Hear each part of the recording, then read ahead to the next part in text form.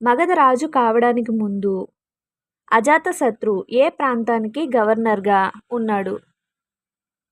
Option 1 Gandhara, option 2 Pataliputra, option 3 చంపా, option 4 రాజగృహం.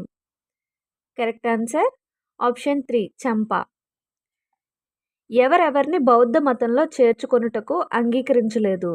Option 1 రుణగ్రస్తులను, option 2 బానిసలను, option 3 స్త్రీలను, option 4 1 మరియు 2.